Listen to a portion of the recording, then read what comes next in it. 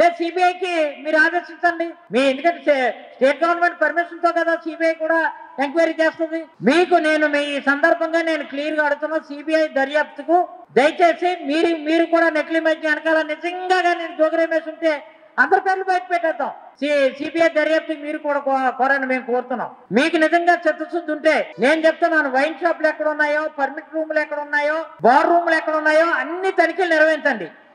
ఎందుకు తనిఖీలు చేయట్లేదు? నేను చెప్తాను, మీరు అమ్మకాల్లో ఏదైతే అమ్మకాలు జరుగుతున్నాయో, మీ అమ్మకాల్లో దుకాణాలు, బార్లు ఎంతైతే విత్తలమైన బెల్ట్ షాపులు ఇష్టారాజ్యంగా మీరు నకిలీ మద్యాన్ని, కల్తీ మద్యాన్ని అమ్ముతున్నారు కదా, అమ్మితే సగం కమిషన్ ఇచ్చేమని నేను అడుగుతాను, ఇచ్చేస్తారా?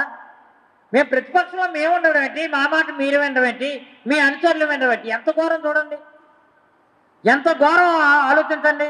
నిజంగా చిత్తశుద్ధి ఉంటే రాష్ట్రంలో ఉన్నటువంటి అన్ని వైన్ షాపులు కూడా తనిఖీ చేయండి దమ్ముంటే. మీ నిజాయితీ నిరూపించుకోండి. ఆ ప్రయత్నం ఎందుకు చేయడం లేదు?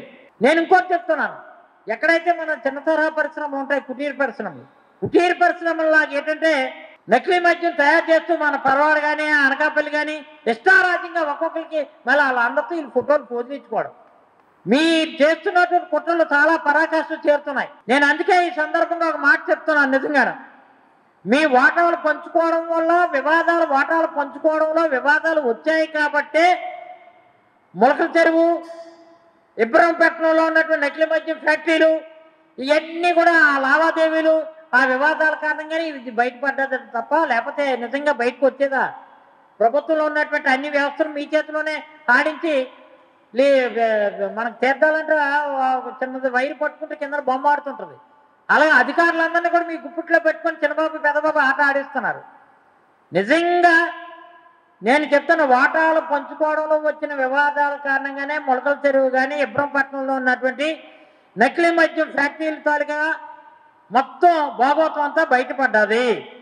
ఇందులో ఎటువంటి సందేహం లేదు. ఈ డబ్బులు వాటాలు పైనుంచి కింద వరకు కూడా ఇష్టారాజ్యంగా మీరు పంచుకుంటున్నారు. ఒక 4 బాటిల్ వస్తే 3 బాటిల్ ఏమో 2 బాటిల్ 3 బాటిల్ మామూలు బాటిల్, నకిలీ చక్కెర మార్చేసి ఇంకో నకిలీ బాటిల్, అలాగా ఎన్ని బాటిల్, 5,000 నుంచి 6,000 కోట్లు ఈరోజు నకిలీ మద్యం అమ్మి కోట్ల రూపాయలన్నీ కూడా మీ జేబులో నింపుకున్నారు.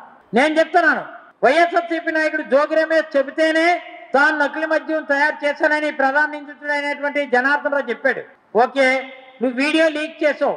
వీడియో లీక్ చేసినప్పుడు దీని గురించి వీడియో లీక్ చేసిన ఎల్లో మీడియా రెచ్చిపోయి వైఎస్ఆర్ కాంగ్రెస్ పార్టీ మాజీ మంత్రి జోగి రమేష్ ఉన్నాడు అంటున్నారు. నిజంగా వీడియో లీక్ చేసినోడు ఎక్కడైనా దండలు కట్టుకొని భయపడిపోయి మాట్లాడుతుంటాడు. కానీ ఒకటి వెనకాలే ప్రాంప్టింగ్ చెప్పడం అట్ట ముందుని, నువ్వేమో దర్జాగా కుర్చీలో కూర్చొని దండలు కట్టుకొని నువ్వు వీడియో రిలీజ్ చేయడం అట్ట.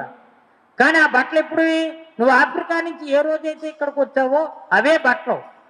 అంటే చంద్రబాబు నాయుడు మొన్న ఆదివారం నాడు ప్రెస్ మీట్ పెట్టినప్పుడు సిట్టు దిగి దర్యాప్తు చేస్తున్నాయి అని చెప్పినప్పుడు అప్పటికే నువ్వు వీడియో లీక్ చేసి వీడియో దగ్గర పెట్టుకుని వీడియో లీక్ చేసిన విధానాలు ఆయన వల్లించి బయటికి చెప్పడం అంటే ఎంత కట్టుకథలు చూడండి, ఎంత డ్రామా చూడండి.